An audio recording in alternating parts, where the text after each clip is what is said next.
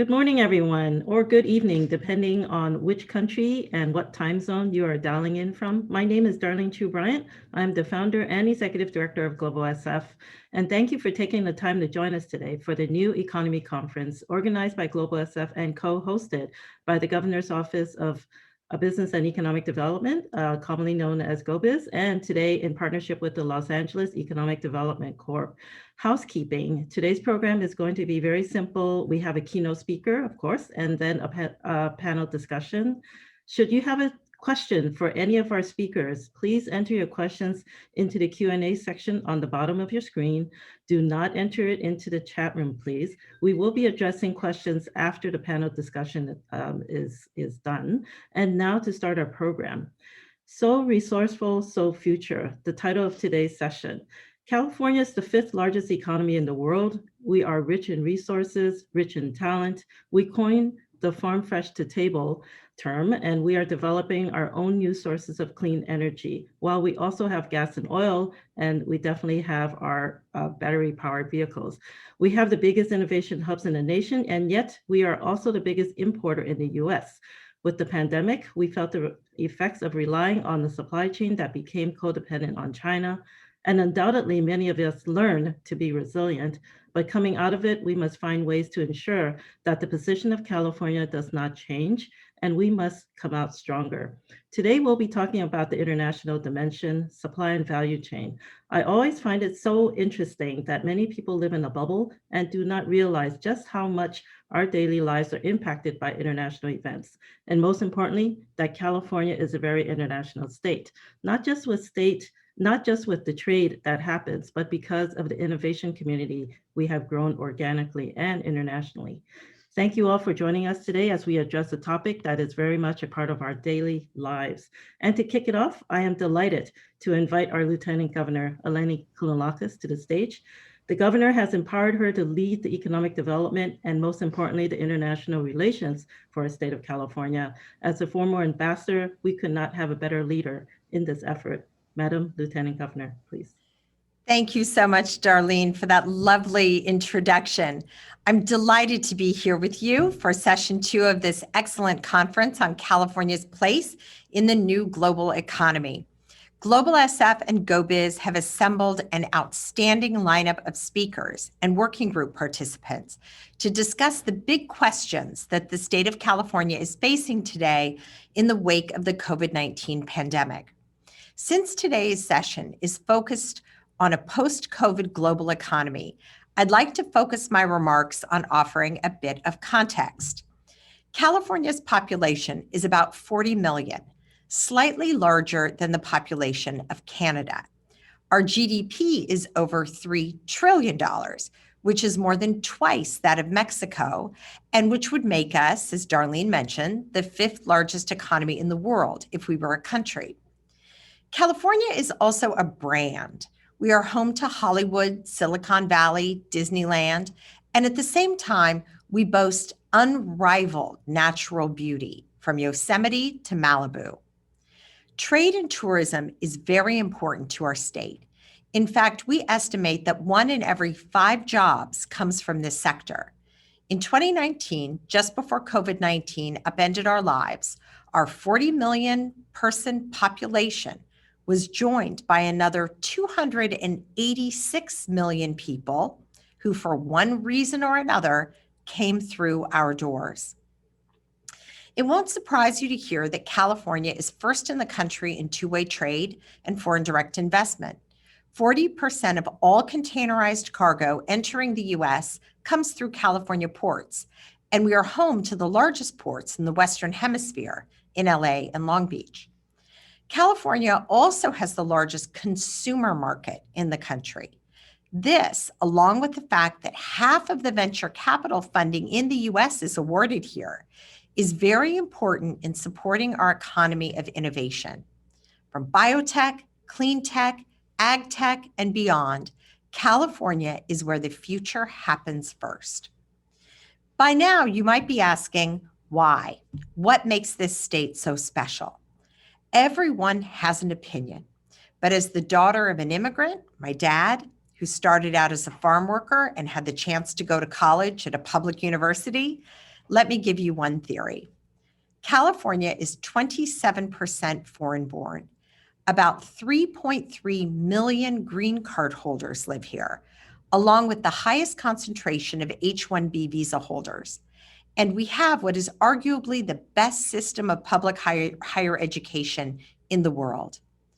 Immigration plus education has been a recipe for success in our state. And in my view, this story always bears repeating. I know you have a busy, full schedule today, so thank you for the opportunity to be with you to share some context for today's discussion. And I look forward, along with the rest of you, to hearing from all of today's speakers. Thank you very much. And thank you so much, Lieutenant Governor, for providing context for today's conversation. Have a really good day. We look forward to supporting you and working with you. Thank you, Darlene. And next, I am pleased to invite my good friend, Stephen Chung. He's the COO and EVP of the Los Angeles Economic Development Corporation, as well as president of the World Trade Center in Los Angeles. He's going to guide the conversation with our panel of esteemed speakers. And I'm telling you, there is no more better qualified person to lead today's conversation. Stephen, welcome. Thank you so much, Darlene. And thank you for GlobalSF for hosting this very important conversation. It's wonderful to hear the Lieutenant Governor talk about the assets that are here in California and throughout the entire region, some of the challenges that we face that we can overcome together. And I'm delighted to be the moderator today and set the context of a very robust conversation down the line. So let's get started. Let's step back a little bit and look at the big picture before we dive into details. What we want to do today with this New Economy Conference and this specific panel is to look at where we stand currently and where we should go in the future from the international dimension. As the Lieutenant Governor mentioned before, as the world's fifth largest economy with over $3 trillion in our GDP, we are a mega player.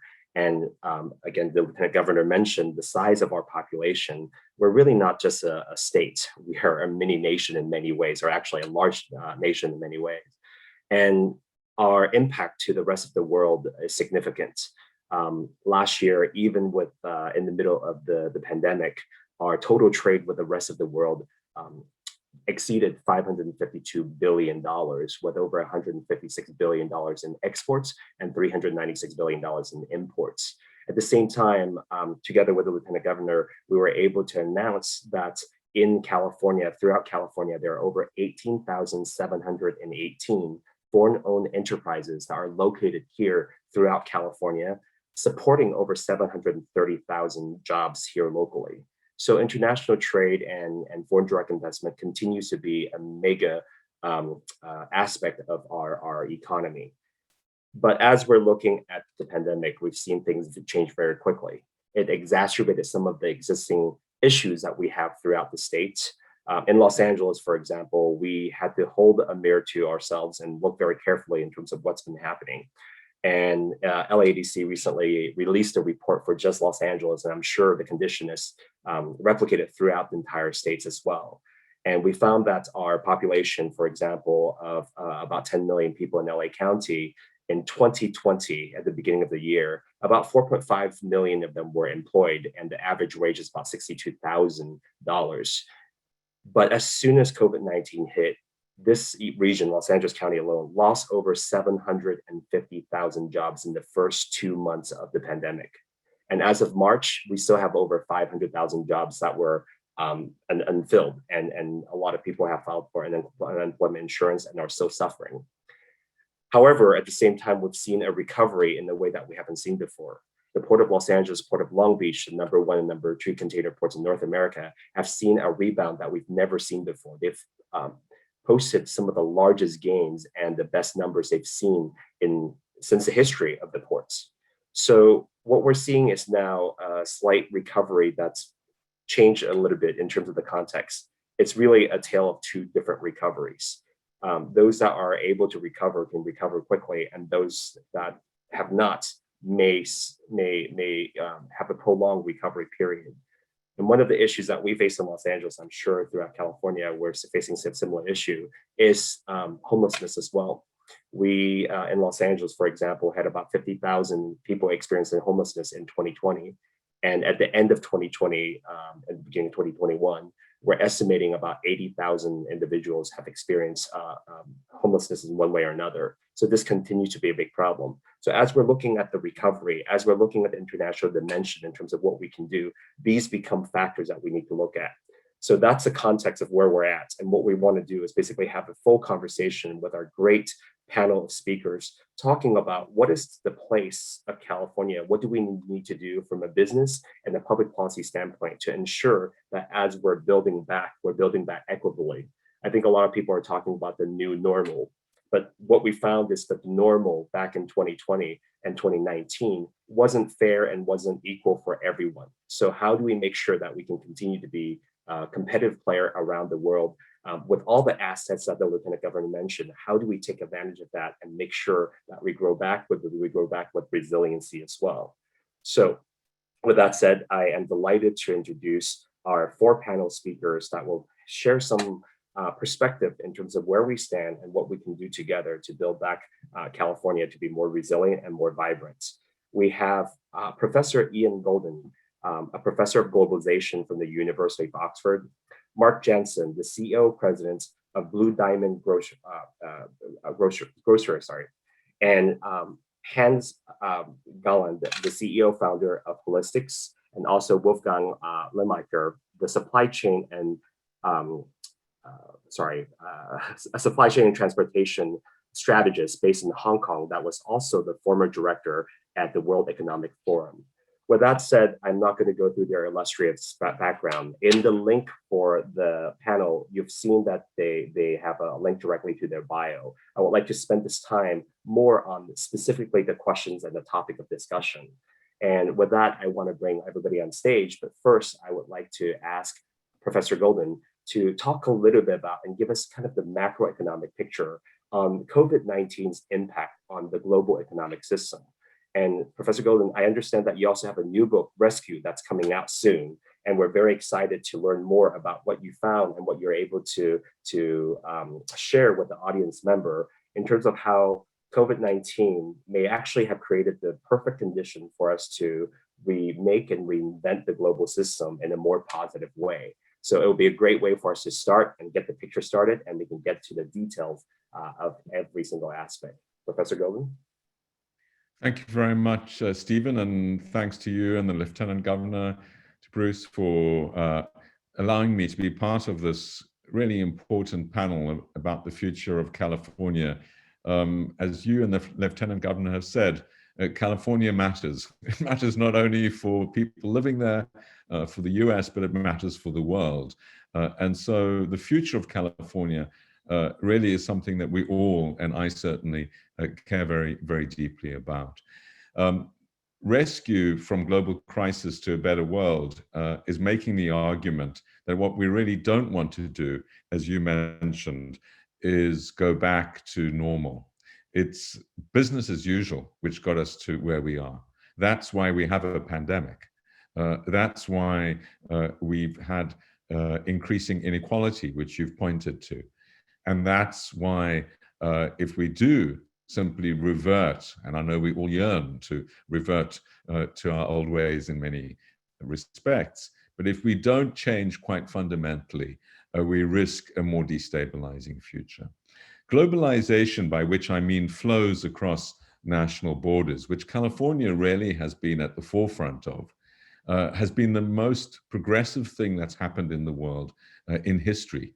It's brought more progress to more people more quickly than any force. The flow of ideas, simple ideas like washing your hands prevents contagious diseases, wearing a mask protects you, and very complex ideas like those embedded in vaccines, in new cures for cancer, in new energy forms, and the many things that are happening in California and elsewhere. So I'm a huge believer in it, but this force, this connectivity, this flow across national borders, which has accelerated enormously in recent decades since the fall of the Berlin Wall, the development of the World Wide Web, the opening up of China, huge trade liberalization and capital account liberalization around the world, is also a very destabilizing force. And as we've seen with the super spreading of the pandemic, with the super spreading of the financial crises, with the super spreading of fake news, our vectors, our systems of connectivity also can bring very bad things. And so the real question is, how do we manage globalization, not whether we have it, because to cut it off would be to cutting ourselves off from progress. It would be cutting ourselves off from the future. Now, it's been transforming in dramatic ways. And so when we think about value chains, which are the subject of today's conversation, we need to recognize that what the pandemic has done is be a great accelerator. It's compressed into the period of 1 or 2 years forces that would have taken 10 or 20 years to emerge. It's not doing things that fundamentally are different. It's bringing the future to the present. And that places a massive onus on all of us to wake up, to adjust more quickly, to think afresh. Because if we sort of carry on in our incremental way, we will find that history overtakes us very quickly. In many ways, value chains were already transforming. One driver has been technological change rooted in California, the development of artificial intelligence, robotics, automation, machine learning. And so one of the prime reasons for offshoring and globalization of value chains was to take advantage of cheap labor in repetitive tasks. But if those are now better done by machines, as they are in services, like with bots doing what call centers would have done, with digital services in the cloud doing what back offices in finance or insurance or law would have done. Even manufacturing increasingly automated across the board. Then the real question is, why are you offshoring? If you're not going to be taking advantage of labor, what is that? And that's one of the reasons why we've seen a reshoring, but not a reshoring of the same jobs, a reshoring of capital-intensive tasks. And of course, capital is cheaper, skilled jobs are more available, and the working environment in terms of continuous energy flows and other things is better in the advanced economies. And so reshoring was happening. A second reason why global value chains were transforming was because we want our goods more immediately, and that is also accelerated with the transformation. And so you're not going to have something delivered in a container from the other side of the world if you want it delivered this afternoon. Immediacy and customization, a third trend. We want goods that are individualized. The mini BMW factory up the road from me in Oxford, where we produce mini BMWs, has over 1 million different varieties of BMW. You can choose everything you want about it for you as an individual customer. Now, you can't do that on a human production line. That is facilitated by machines. And the fourth reason, of course, why they were transforming was the political reason, which we know so well, which is politicians want to say that production's coming home, but it's not the same production. All of this will continue to accelerate, and I think we will see an added dimension, which is around resilience, although I think that has been overplayed, because actually in many ways, resilience can be built by globalization, by having assets, information, people distributed rather than concentrated in one place. If something was to happen to California, God forbid, it's not a bad idea to also have some investments and to have your information systems and your institutional knowledge able to get up and running at the same time elsewhere. So the resilience doesn't automatically mean concentration. In fact, concentration can be the enemy of resilience. When you put too many things in a headquarters building, you're very vulnerable to something happening in that one spatial location. And so distribution is important.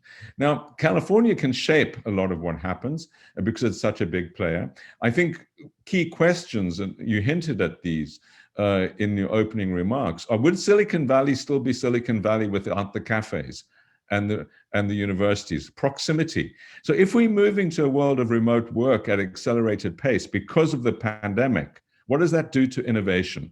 Can you innovate from a distance, or do you need to be in the same place to innovate? And I believe that proximity is very, very important. That means you got to make places affordable and livable to be in for the people that you want to attract to it. And that, of course, is a major challenge for California, whether it's San Francisco in the Valley or LA. A second point, which you've also hinted at, is immigration, and the Lieutenant Governor also mentioned this. California is California and the center of global invention because of migration. It's no accident that virtually every one of the major iconic firms of Silicon Valley are immigrant founded or second generation immigrant. It's no accident that such a high share of patents are taken out by immigrant patents. These are not accidents, but those migrants also give you something else apart from the invention and the spark that these, what I call exceptional people in the book of that name.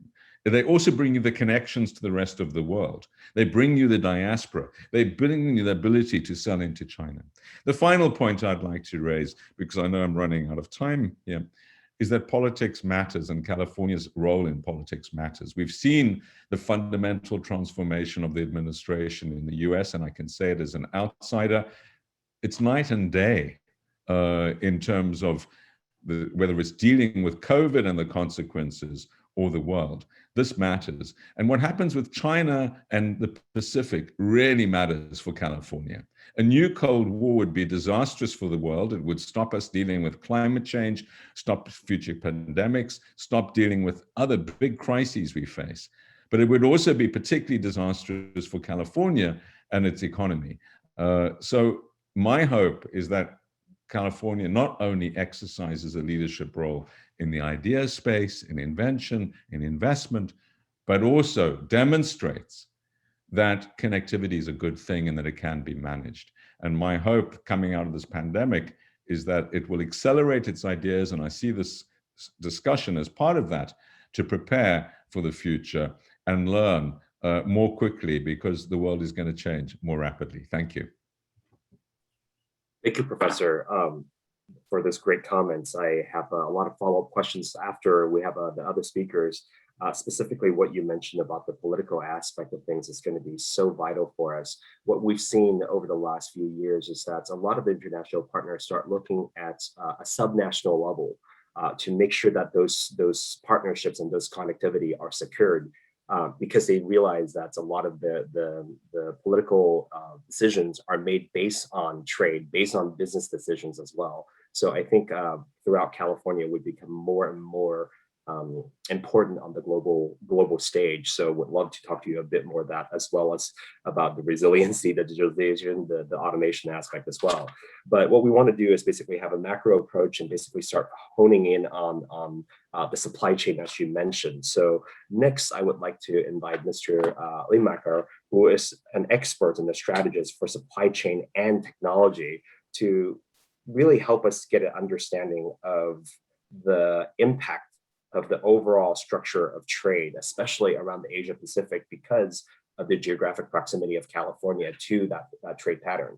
What happened during the COVID-19? How did it help or disrupt our entire supply chain? Where do we go from here? Wolfgang, can you share a bit about what you think about those potential trends that we're looking at right now? Yeah, thank you very much, Stephen. And I feel really honored to speak today and help to shed some more light on supply chains and what brought COVID-19 for us as the supply chain community. It brought supply chains center stage. So we had never that much publicity before.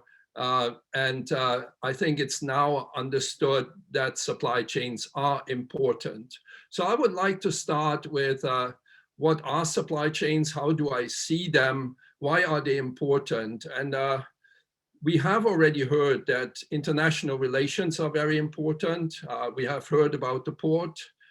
So for me, supply chains are in fact networks. So the global supply chain is a global network of local networks. So California in itself is a supply chain network, but well connected to the entire United States. And you see that through the volumes that go through the two main ports and to all major regions in the world. But of course, first of all, because of its geographic location with Asia. So why is that important, this vision of global network, of local networks? Because when we pick up this idea of distribution, which has also been mentioned, the more competitive places in the world, if they are well connected, they can distribute what they have across the entire globe. And that's what is one side of supply chain. And we know what California exports, from knowledge to technology to agriculture. But it works also on the reverse. The consumers, the citizens can enjoy all what others distribute from everywhere in the world into California. And what this combination brings is that phenomenal GDP, which is a little bit behind Germany and ahead of France and the UK. And it's very obvious that all the countries that are very well connected and cultivate good relations with the world leading markets, they punch over their weight.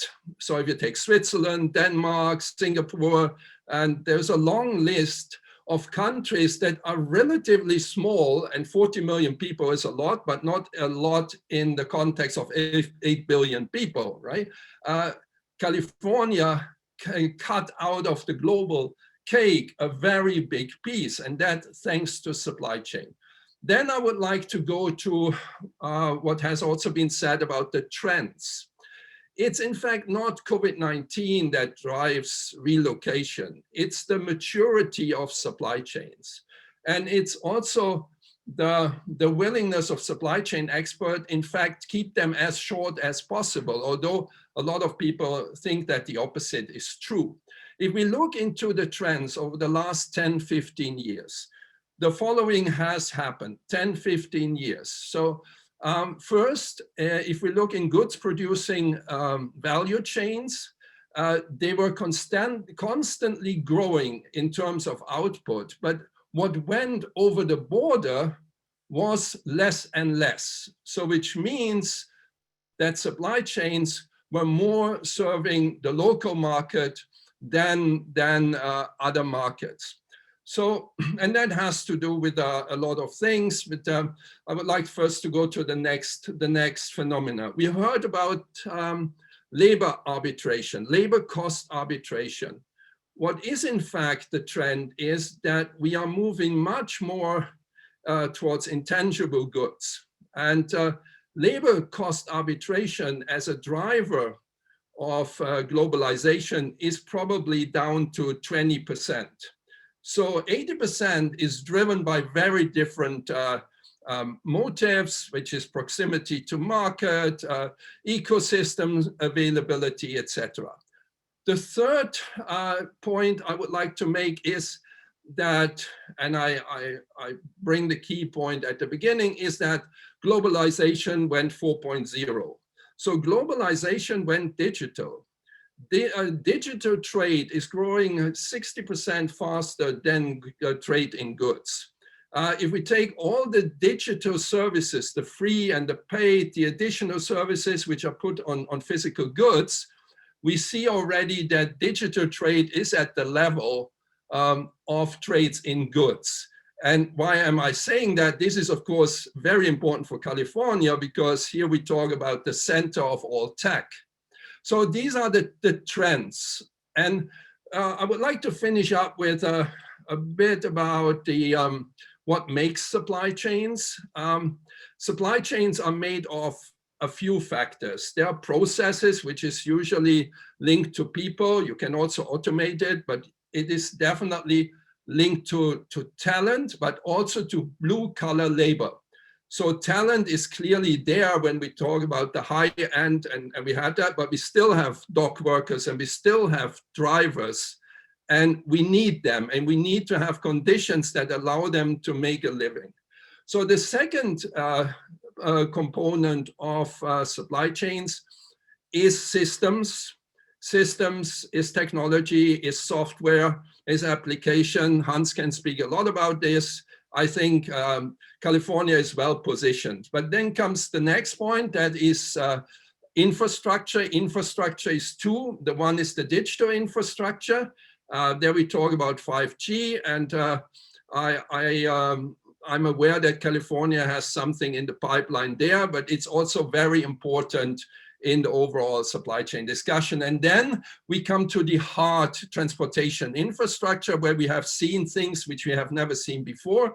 The congestion in the ports of California, which means we have to think about that. There are multiple ways of dealing with it, expanding the infrastructure, using more digitization, or work on balancing maybe traffics, where we also tackle the container imbalances, etc., which has to do with international relationships.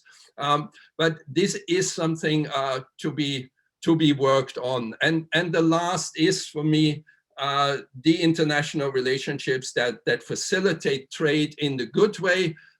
Every sunny side has its dark side.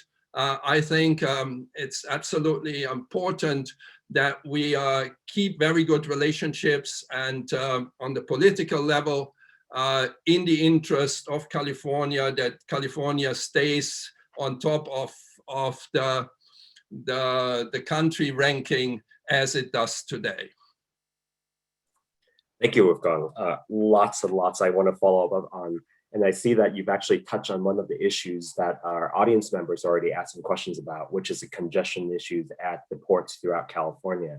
Another thing that I think would be fascinating to follow up on as well is, as you're talking about the changes with the supply chain, we've been hearing for the longest time the just-in-time model, and now they're switching possibly to a just-in-case model. So I want to also bring in the aspect of nearshoring and the onshoring and the possibility of what that means for the entire supply chain.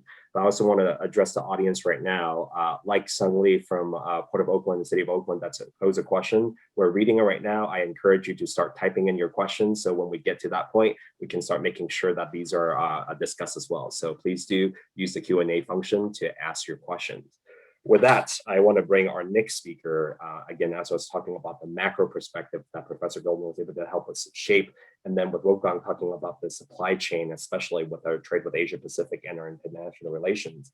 I would like to invite next Mr. Mark Jensen, who is the CEO and president of Blue Diamond Growers, one of the most, I guess, maybe possibly the biggest, but definitely the most prominent exporter in California.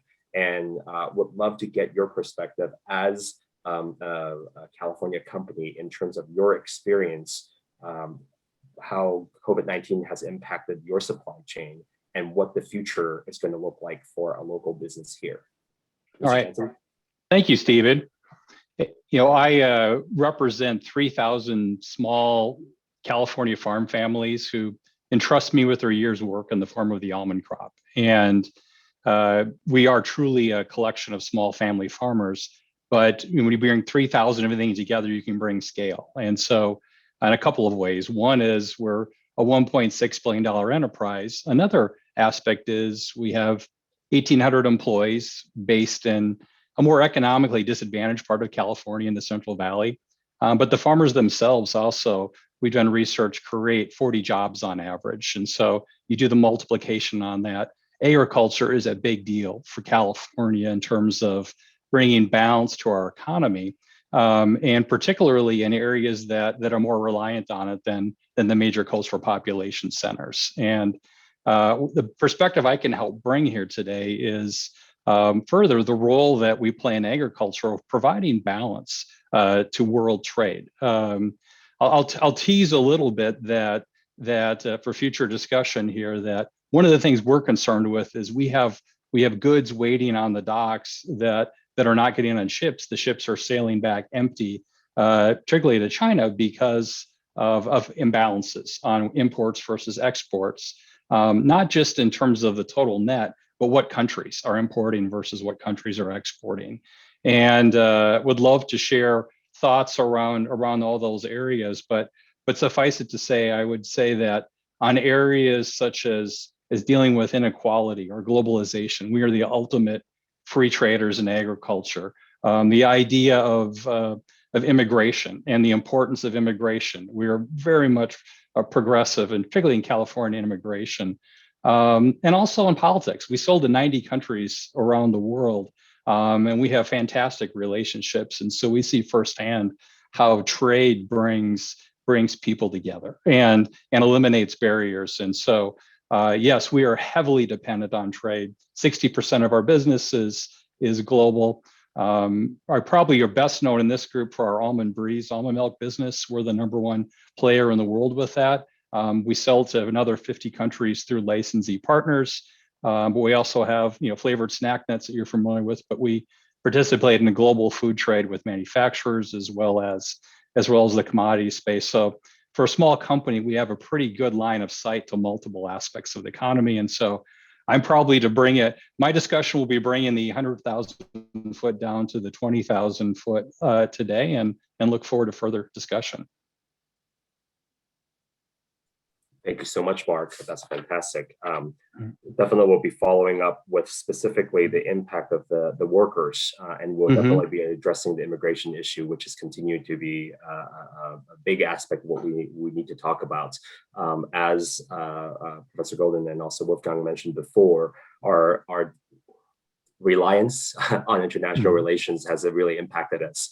I think in California, we're not going to really address that in this conversation in particular, but another trend that we've been looking at is how the international relationship, once there's some friction there, we saw that visas, for example, were not issued as quickly. And of course, COVID-19 has impacted that, but that's devastated our one of the largest export, which is our education. Our university depend quite a lot on these international students that are coming in.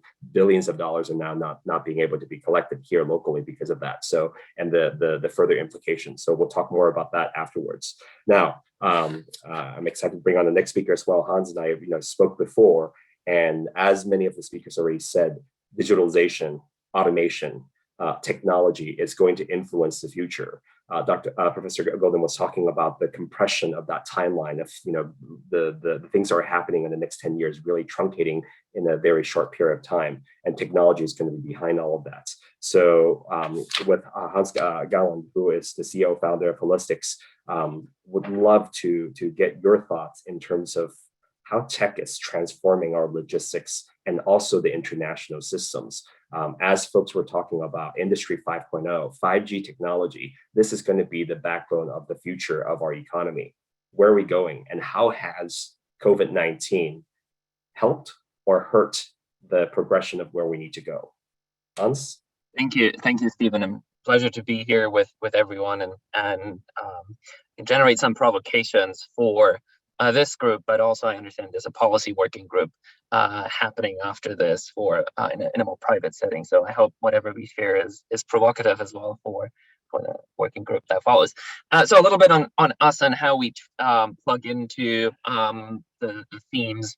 We are part of this supply chains as a logistics company. And at the same time, we have an internal value chain that we look at very carefully of what activities do we generate ourselves, which activities do we locate in California versus other locations. So I'd like to touch on both those aspects because I think they're an interesting illustration from the ground up again. We're an early stage company. Think of us as a digital first trucking company. So we're literally building a motor carrier with technology first. We do it asset light and we do it labor light. And the way we fit into kind of the bigger economic transformation, we are transforming an old traditional industry in three ways. One is we digitize processes, we automate processes, so we make processes more efficiently that typically today are still done with pen, paper, and phone. We do optimize, so we use lots of data science for route optimization and generate more efficiency with that. And lastly, we actually have and I think that's increasingly important for us, we have an experience component, how we interact with our customers, large shippers, but also how we interact with our drivers. And I think that's when it gets really interesting when we're talking about the human element, the people who work on the ground, as what Wolfgang mentioned, because it is a physical industry that we're still dealing with. So that's what we're doing. our value chain is interesting. So we have a team of 4 people. We have a team of 4 people in the Bay Area out of a total of close to 20 people. We're a seed stage company. Only 4 are in California. Our actual operation is in Columbus, Ohio. And our technology and development team is offshore. We have a subsidiary in China. So we have our international value chain in our own company. And where we generate value is very different from where we actually capture the value sometimes. So I think that's a really interesting discussion on how companies are here capturing a lot of value in California, but really generating elsewhere. And that's also true for the regions within California. Sometimes you see that lots of companies generate value in the Central Valley, but do capture it in the Silicon Valley. And that's where you see the income discrepancies in the state. So I think that's an interesting illustration. Secondly, one thing that we do is we work with our drivers in a very traditional model in the transportation industry, and that's through 1099 contracting. Now, that's very different from what the gig economy does, and simply because it's been around forever. And it has typically given small businesses an opportunity, small drivers who start with 1 truck, an opportunity to enter the market and build their business around it. Now, interestingly, we have made the determination not to do it in California because California has entry barriers to that, both from a regulatory perspective. So there's a constant threat of reclassifying our independent contractors as employees. That's one aspect. And secondly, there's great regulation, which is I'm personally very much in support of environmental regulation, but also regulation that goes into technology adoption when it comes, for instance, to electrification, that increases the cost basis for new enterprises. So a Punjabi immigrant to the Central Valley who starts his own trucking company, 1 truck, 1 guy, probably 5 years down the road will not have a chance to build up their own business through this very traditional structure in the economy. And it is partially existing regulation that prevents that from happening. And I think we see that probably going to be expedited as the pandemic evolves, and incumbents in the sector do, of course, typically protect traditional regulations in that space. So that's something as a provocation to think of how we can embrace the merits of an electrified economy, of a carbon neutral or economy, but at the same time lower entry barriers for people who deserve to have an entrepreneurial chance, especially in an era where business formation now after the pandemic is going through the roof. And we don't want these guys to die. We want them to flourish, right? So we are, as a company, that's at our heart what we're doing. We're enabling small entrepreneurs, but we're not able to do it in California as we wish to. Great, thank you, Hans. Definitely, we're going to be discussing the barriers as well. I want to spend the next 15 minutes going through a set of questions before we go to the Q&A session with the audience. I'm getting more and more questions from them. So I encourage folks to start plugging in their questions. One of the first things that I want to bring up based on the conversation that we've been having already is the transformation of the supply chain, or the potential transformation based on what the pandemic did. The background is this: as we saw with March and April, when the pandemic really started affecting the supply chain, we saw that in China and throughout Asia, the manufacturing start to close, and we start seeing some of the shipping lines immediately start reducing their vessel calls into California. And we also saw that flights completely start decreasing overnight. And we weren't able to get our PPEs, our personal protective equipment, into California. And this disruption to our supply chain really caused a lot of fear. And I think the fear started becoming real, not only when it comes to the N95 mask, as well as the hand sanitizer, but we've seen kind of basic goods like toilet paper. We start having run for that, and people start really having a panic about what that supply chain. And I think Wolfgang was the one who mentioned this before. We really didn't pay attention to supply chain and didn't get the PR and the publicity it needed. Until then, people start realizing how important the supply chain is, and people start paying attention to the Port of Los Angeles, Port of Long Beach, Port of Oakland, Port of San Diego, Port of Wainini, and then of course San Francisco, SFO, LAX, all the ports of entry that are coming in. With that said, we start seeing a lot of companies, private companies, immediately start looking at a change of their model. I was mentioning it just in time to just in case. And they're talking in the future, they need to build some resiliency so that they can manufacture at least portion of their product, maybe not everything in the US, and maybe even in California, just in case they need to have those supplies to them in a short manner without the disruption. The question to the group, and this is for everybody, and we'll start going around, whoever wants to speak, please go ahead. Is nearshoring and reshoring real? We've been hearing it for decades, and we haven't seen it really happen in California. Is it going to start happening in California? Gentlemen? Dr. Golden, please. It has been talked about for ages. I think what we need to understand is that the reason that there is just-in-time types of processes is driven by short-termism. It's driven by quarterly reporting, by analysts' pressures, by the incentives that CEOs are under, by the bonus structure. And that unless the accounting system changes to value spare capacity as an asset, not a liability on the balance sheet, there's going to be no change. You cannot build spare capacity, whether it's in a hospital or whether it's in a firm, wherever it is, unless that is something that the incentive structure drives you to. And so I think the first big takeaway is that we need to value risk management much more highly. I mean, it's just criminal that in hospitals you didn't have PPE equipment, etc. You think, what were they thinking? Well, what they were thinking was that they were driving their working capital down because that was their incentive structure. And the same is true whether it's the car parts, spare parts in a car factory, in an auto factory, it's true everywhere. So we need to think, but you can't be resilient against everything. And that leads to a second sort of question is where do you want to place that focus? And my view is that there's been actually remarkable resilience. Very few, no one couldn't find what they needed at the supermarkets apart from toilet paper. And that wasn't because of the lack of toilet paper. That was because of the relocation of toilet paper from offices to home distribution, basically, and from hoarding, which raises different sorts of questions. My own view is that it would be very dangerous to try and do everything in California. The reason we trade is because of comparative advantage. The reason we trade is because actually it's better if we focus on what we're good at and other people focus on what they're good at and have cost advantages at.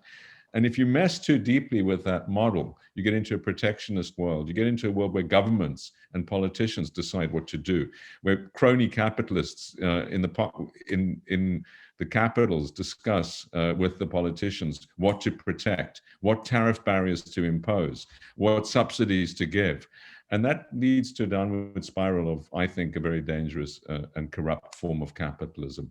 So when we say we want to move from just in time to just in case, it sounds great, but we really got to know what we're talking about behind it. What do we actually mean by that? You cannot be just in case against everything.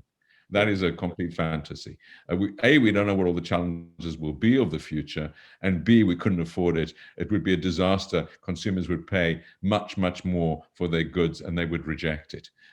So the question is, what do you want to have just in case for, and how do you do it? The best way to have just in case is to stop global crises, is to coordinate with others to stop pandemics, climate change, etc., to focus on the inequalities. Rich people have got everything they need. It's the poor people that have suffered, those that don't have. So focus on that basic income question, basic housing question, and focus on resilience in systems.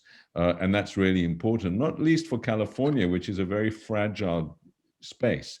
If there was a big earthquake, if oceans rise by a few meters, which they will over the coming century, bigger storms, California is very vulnerable. And those are the sorts of obvious threats that California faces that you can think about in terms of just in case. And it is, but more needs to be done. I'll leave many others on the panel that have great ideas, and I'll leave it to them to fill them in. Thank you. We're going to go to Mark and then Wolfgang. Mark?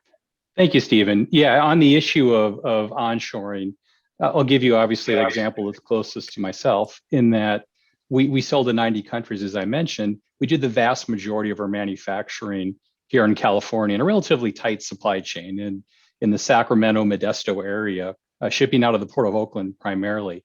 Where we see dislocation occurring is when there are tariffs or trade wars. And I don't think that it's widely appreciated the impact that tariffs have in disrupting global supply chains. And for us, it means, hey, we would need to produce in certain markets, territories to avoid tariffs which make us uncompetitive. But there's also the circumstance that I see happening where those tariffs, I'll use China as an example, as a retaliatory tariff, is creating problems at our own ports, and that agriculture filled a unique niche in backhauls, that the Port of Oakland had roughly 52% exports of imports, 49% exports. And agriculture was a big part of that export space and going to China. Well, what happened was with tariffs to China, Australia now is a primary shipper to China, and we've made up for that losses, but we're shipping to India. And so we have containers going to different locations and directions as a result of unnatural sort of tariff-based movements. And because of that, as I think about onshoring, an impediment to further onshoring for us is that sort of trade discrepancy. We can share with you, it's really difficult for us to ship our product, not because there is an empty berth, they're just not the containers or the capacity at the Port of Oakland. And when we're talking about just in time, we have a just in time port system too. Not only in terms of the skilled labor force, which was just in time, then impacted by the pandemic when people obviously couldn't be there for skilled crane operators, those sorts of things. But also we don't have the most modern cranes. We can't handle the biggest ships in the world and our West Coast ports. Not to mention our technology is so far behind. I can track my Uber ride much more easily than I can track where our product is on a major container ship. And so when we talk about infrastructure as a huge enabler for us to be able to continue to onshore on California. Great. Well done. Yeah, the onshoring discussion is always a very attractive one for everybody. It looks like an easy concept, but it would also mean if everybody onshores, California would stop exporting. And probably that's not what a country wishes.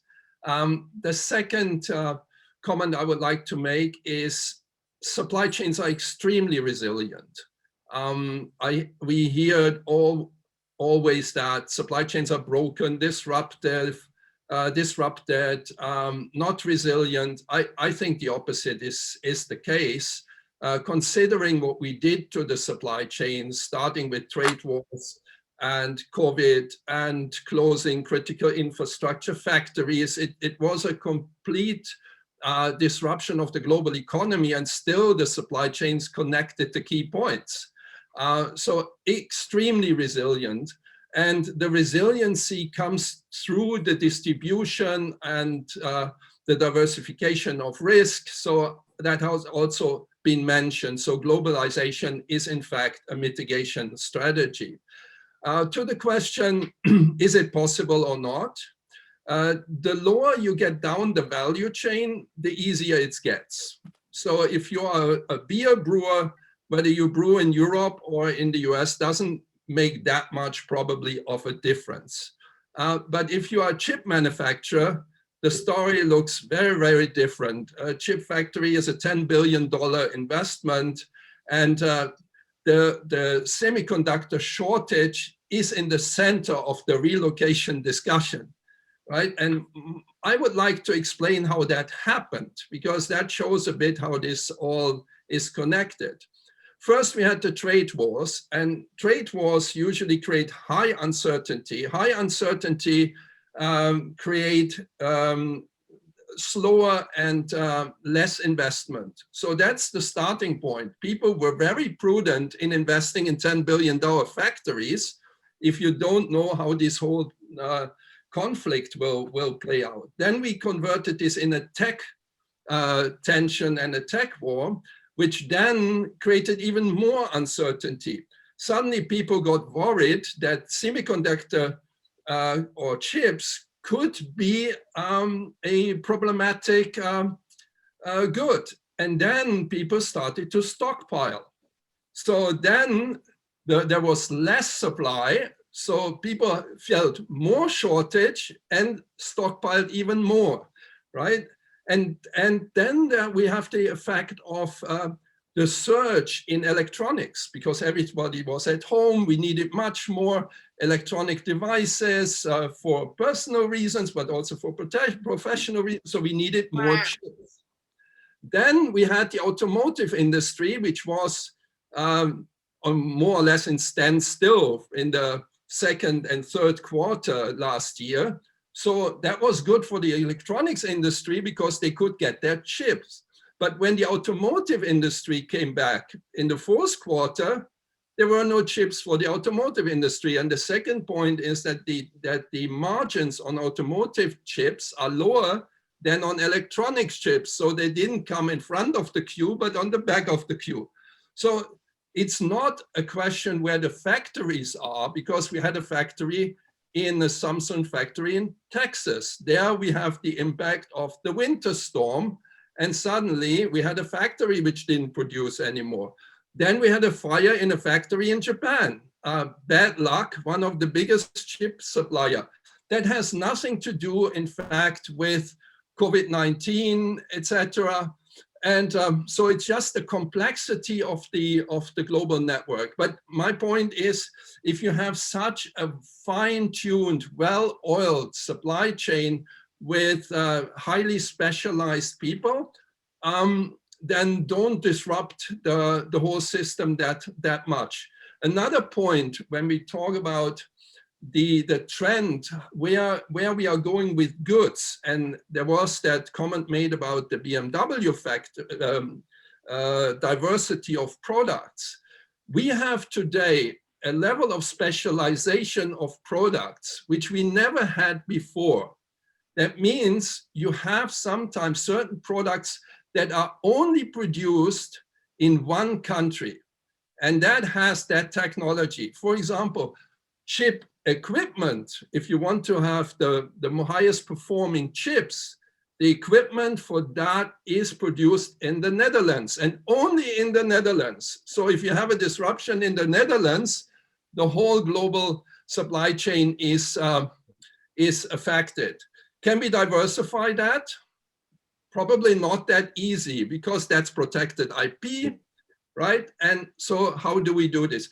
So my point is, it's very hard to have the onshoring discussion when you go high end. Very well-tuned systems, highly specialized goods, very well set up ecosystems. If you go down the value chain, it becomes much easier. Thank you. I'm gonna, we have about 5 minutes left into our next section, which is a Q&A session with the audience as well. I'm gonna mix in a little bit because there are a lot of great questions that that was brought up before.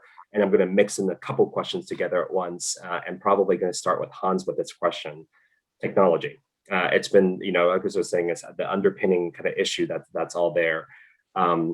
One of the things that we're looking at in Los Angeles, for example, is that, and this is all interconnected with international relations as well. In 2028, LA will be hosting the Olympic Games for the third time. Very proud of that. But in order for us to get there, there's a lot of work that needs to be done. I think at 1984 Olympics in Los Angeles was the most recent, I think it's the only Olympic Games in modern history that was profitable, because we didn't have to build a lot of infrastructure. And that's one of the reasons why we're able to do it, because the SoFi Stadium, the LA Football Club, the Rose Bowl, everything's already built. And now we have an infrastructure project with our rail project coming through. So it's all going to be connected. I think our legacy for that is going to be the 5G technology, how people are going to basically access, you want tickless mobile entry going from one game to another. You don't want to basically have multiple apps, right? So all that is dependent on fiber optic cables, dark fiber, 5G technology. And it's driving this need. And as we're looking at COVID-19, we saw the digital divide, the digital inequity that's been revealed. That a lot of the lower income community, especially communities of colors, were the one that are impacted the most. Wanted to ask you, Hans, in terms of what you're seeing, and also the rest of the panelists as well, when it comes to technological revolution, as we're getting ready for Industry 4.0 and more of the Internet of Things connected to various machines, how is it, and this is the other part I want to bring in for the international side, is that a lot of that technology is now being looked at from various regulatory issues. For example, some tech companies from Asia, specifically in China, that are coming in are now being scrutinized, utilizing CFIUS and other kind of regulation. How would that impact the viability of California being an international partner? And what kind of technologies are we going to be looking at as we're building the future? I know it's a very complex question in many layers. So that's why, Hans, if you can help us kind of think through that a little bit. What is the future for us when it comes to 5G technology and other things that are necessary in order for us to basically make sure that our supply chain is fully viable? Yeah, I think it's a multi-layered question for sure. I think part of that answer was given by Wolfgang with regard to the example of chips, right? A global supply chain, heavily complex, and most companies in that supply chain will probably argue that it's very hard to decouple themselves from China, let alone from Taiwan in that instance. So I think it's very hard to see fundamental shift in a very short period of time. I think the second part of that question is one around adoption of technology here locally. I think it's how does technology get adopted and how do the benefits get spread across different parts of the economy? And that's where we have seen the biggest divide, that a lot of the smaller businesses or lower income classes didn't have access to the same type of technology that the big guys have. And it started large, at the very beginning with enterprise SaaS companies who specifically built system multi-million, hundreds of millions of dollars for large companies. But now, of course, that has been, call it, democratized by other SaaS business models. But specifically in the logistics sectors, we have just not seen the technology adoption on the ground by the small and medium-sized enterprises that should have enabled them. And part of it is just getting used to their way. The other way is it's costly. And it's particularly costly when you look at electrification or even autonomy in the future, right? So we expect these hardware investments to be wiping out large parts of the economy unless we find new business models and new regulations that allow people to have access to these technologies. I think, Stephen, you're probably one of the best persons to speak about the complexity of automating the port in LA, right? It's a similar argument. Now, contrary to the port, trucking has a 12% rate of unionization across the United States. So there's no one watching out for these guys. So I think that it shows the complexity of how to make the benefits of technology available to parts of the populace that just hasn't been benefiting from it in the future, has been suffering from it. Okay. I want to, Wolfgang, go ahead. Yeah, just on Hans, and on the semiconductors, it takes 2 years to probably build a factory, and the equipment they're waiting currently 18 months. So also that problem will not go away that quickly. Yeah, in terms of the port, and Mark mentioned that as well, it's not very easy for the port operators and authorities to modernize a port. And I think there is a collective effort required of all parties involved, whether it's government, whether it's the labor representative, whether it's the big shippers, the transportation, because that is a very heavy undertaking. And yeah, I don't want to go into the congestion, but that's a problem with the adoption. And I think that it is not a money question or a technology question. It's more a let's get that done question. Got it. And Wolfgang, I know you just literally said, I don't want to get into congestion question. I'm going to get into the congestion question because the Q&A session has started now, and I see that there are 3 questions there, and all 3 are somewhat related to port congestion. So I want to dive right into it, because just to remind the audience as well, this panel is actually setting the stage for a tomorrow working group discussion that Hans will be leading. To work out kind of we're discussing these big topics. The next session, the working session tomorrow, will have kind of the audience member to help really shape the policy. Reminding the group again that this conversation will really help our friends over at GoBiz and the state of California to really think about policies that they need to be setting. So with that said, the question is basically, as we're looking at port congestion, historic port congestion that we've seen previously at the Port of Los Angeles, Port of Long Beach, Port of Oakland, because of various issues, including labor disputes, when there are bottlenecks, you see that and many of you guys have mentioned, the supply chain is resilient. So our beneficiary cargo owner, BCOs, decided, you know what, in 2002, let's not take the risk of having everything stuck in one location. Let's do a 4-corner strategy and diverted some of the cargo that was destined for California to Pacific Northwest and Seattle, Tacoma, to New York, New Jersey, and to Savannah. And we lost about 20-25% that we never got back in California. So as we're looking at the current situation, the port congestion is now becoming an issue. And of course, the Suez Canal didn't really help with that situation as well. So with that said, wanted to pose the first question to Mark. The question is directly to Mark, that peak season is projected to be bigger than ever this year. What are almond growers doing, anticipating further bottlenecks with no end? Is the question. Yeah. Mark? All right. Well, thank you. Well, first of all, it's important to notice that as an exporter, during normal times, we're in an advantageous position. That the backhaul from, on shipments from Port of Oakland to Shanghai is cheaper than for us trying to ship to Portland, Oregon from Oakland. And so when the system is working and there's less disruption, that just-in-time worked just great for us. What we've clearly discovered, though, is that just relying on all of our long relationships with current shippers was not enough. We had to find additional ones globally that we connected with. But also, you mentioned, we've ended up having to look at additional ports. And for us, it was the port of Houston is where we've used additionally.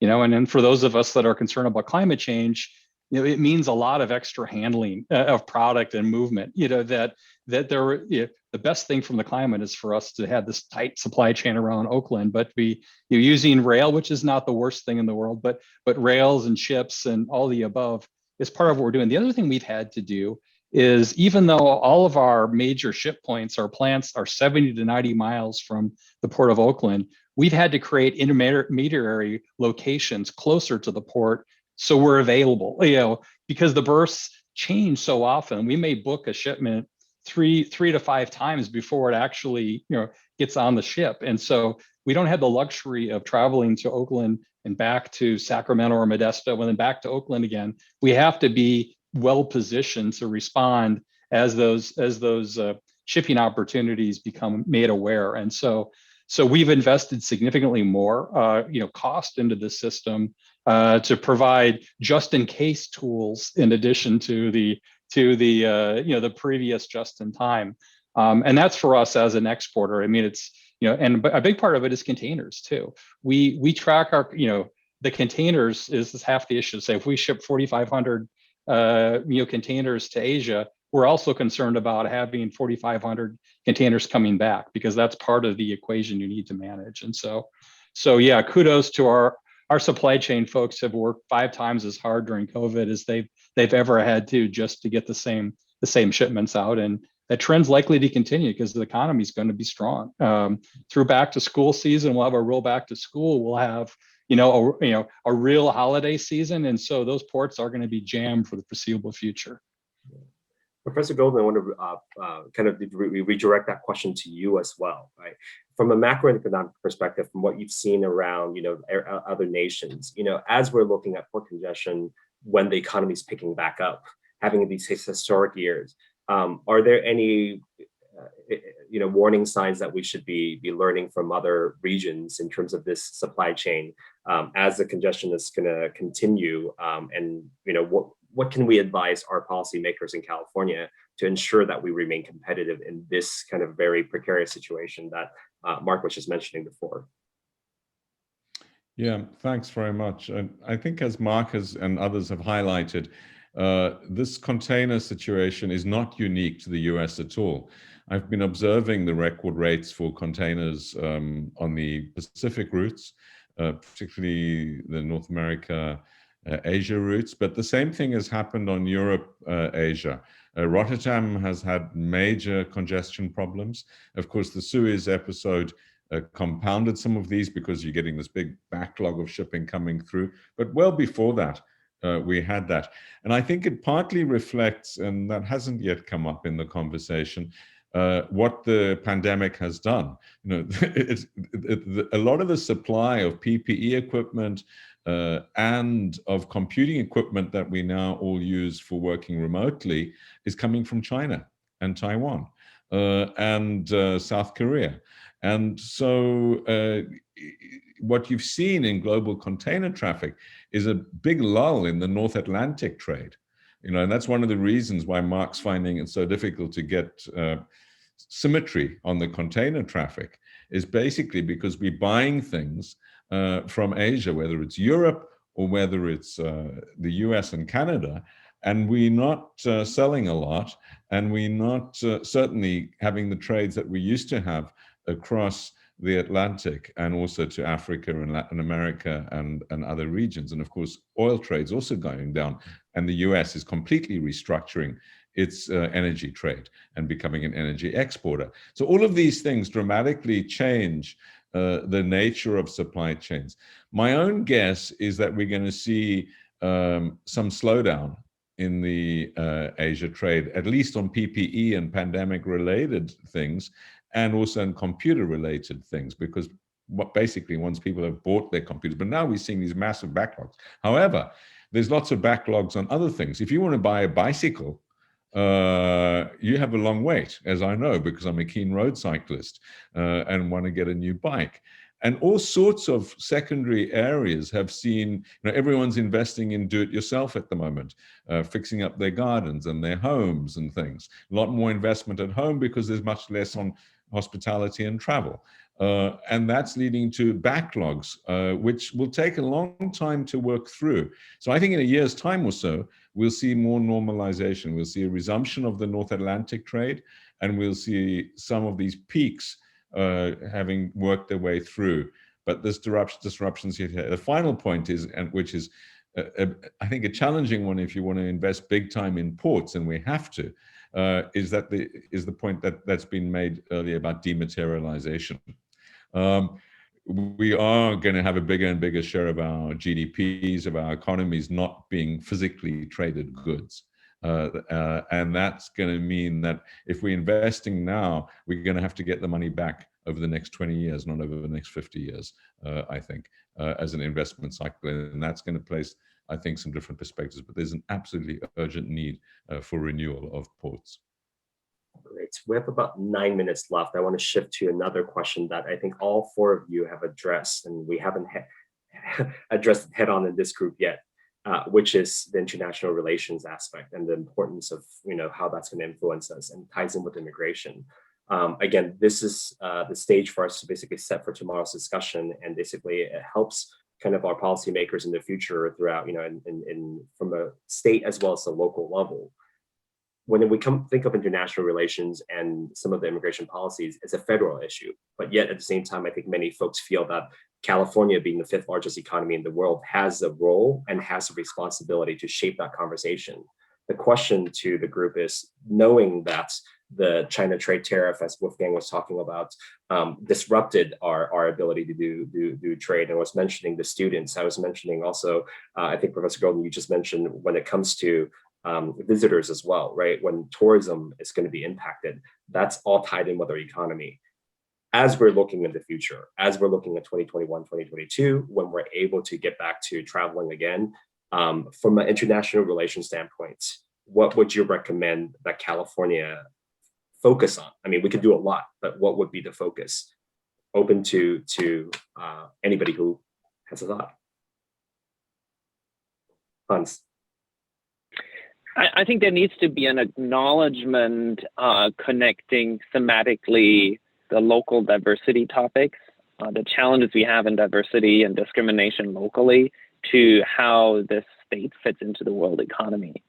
We are such a privileged state in terms of the diversity we have and embracing it. The hostilities we've seen between, not only on a political level, but the sentiment between China and the US, even on personal level. I spent 10 years in China. I lived there in my formative years in China. I speak Chinese. I live it every day. And I think the acknowledgement that the work that, for instance, Darlene with GlobalSF does actually plays a very, very fundamental role in the local diversity discussion here locally and has a local economic impact. It's one ecosystem. I think sometimes in California, we are very locally driven and we look inside, but I think we need to start looking outside and look from the outside in as well. And I think it's one topic, and there's a certain importance to connecting these different conversations. I would just add, from the perspective of federal and state alignment, clearly many of these issues we have a federal component to it, but we've been in some ways powerless to act because there's been such political disalignment between the federal government and the state of California. One of the things I'm most optimistic about is when we talk about infrastructure investment. We're all talking about ports and supply chain systems. There's ways to do that address a lot of the real hot button issues. Be it climate change, be it immigration, be it balance of trade.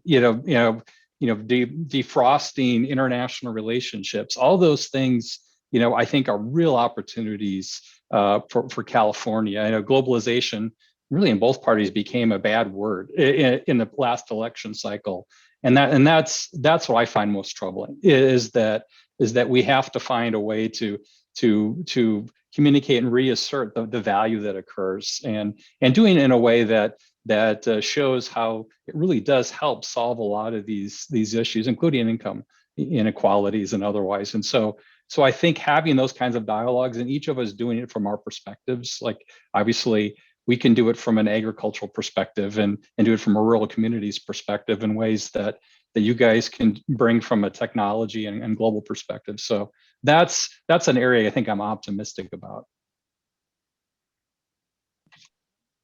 Dr. Gordon?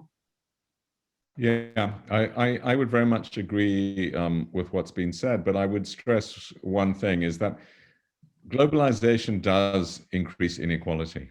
Some people do very well and some people don't benefit.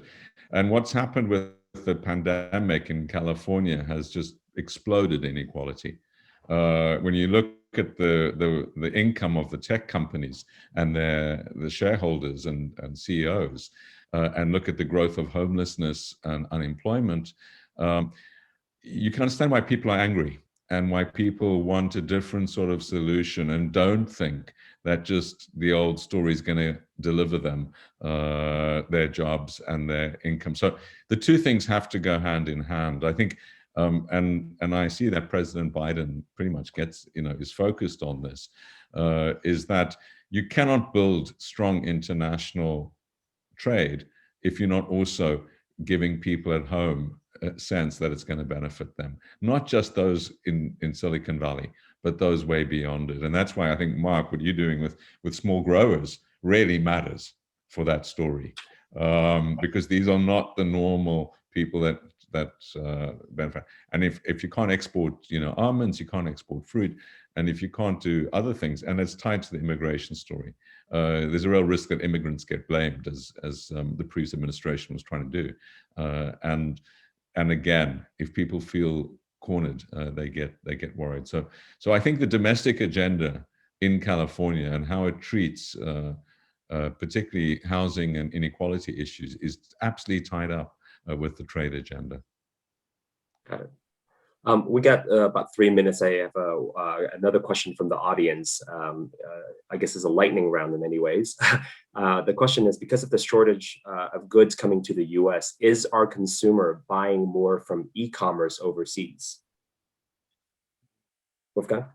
Yeah, in general, people buy more e-commerce overseas. That business is going up as much as e-commerce in general is going up.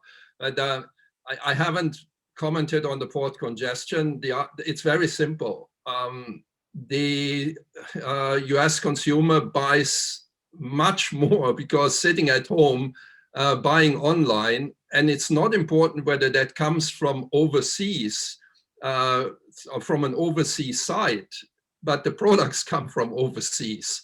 So in fact, there are two reasons for the port congestion. The one is the US consumer buys more, also because of stimulus packages, and Asia manages the whole crisis much better. Their factories are open, and ours are open and closed, and ours, I mean the Western, it's the same in Europe. So when we talk about relocation, a lot of supply chain managers say, I prefer to buy in China because the factories remain open, right? So it's very much to flatten that curve.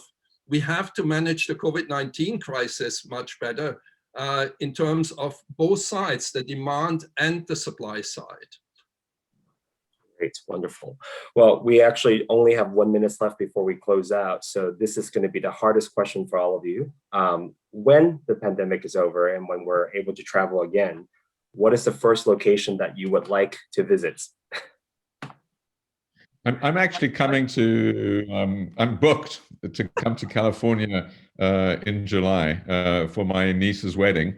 I just hope that California lets me come from the UK. I've had 2 vaccines.